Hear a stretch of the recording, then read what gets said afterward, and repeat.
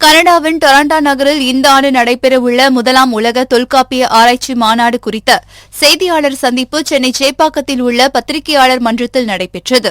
அப்போது பேசிய இலக்குவனார் இலக்கிய இணையத்தின் தலைவரும் தமிழ் காப்புக் கழகத்தின் தலைவருமான இலக்குவனார் திருவள்ளுவன், கனடாவின் டொரண்டோ நகரில் இந்த ஆண்டு நடைபெறவுள்ள முதலாம் உலக தொல்காப்பிய ஆராய்ச்சி மாநாட்டில் தொல்காப்பிய சுடர் விருது உள்ளிட்ட 3 விருதுகள் வழங்கப்பட உள்ளதாகவும், தொல்காப்பியம் போன்ற தமிழின் செழுமையான நூல்களை உலகம் முழுக்க கொண்டு செல்ல வேண்டும் என்றும் கேட்டுக் கொண்டார்.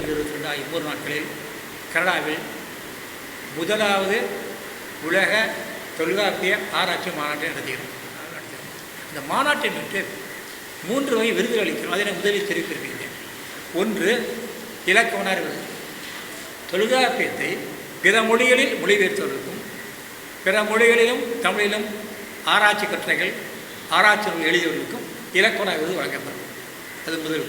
இரண்டாவது, தொல்காப்பிய சுடர் விருது. இவ்வாறு தொல்காப்பியத்திற்கு மாத கருத்தரங்கு நிகழ்ச்சிகள் இவ்வாறு நடத்தி கொண்டிருக்கிறார்கள்.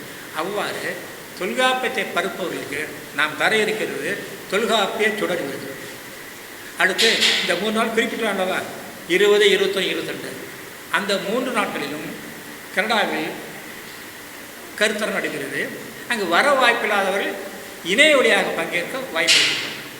அத்தகைய கற்றைகளில் பங்கேற்கும் பங்கேற்பாளர்கள் கற்றையாளர்களுக்கு தொல்காப்பிய நன்மணி விருது வழங்குகிறோம். தொல்காப்பிய நன்மணி ஒவ்வொரு கற்றையாளருக்கும் தொல்காப்பிய நன்மணி.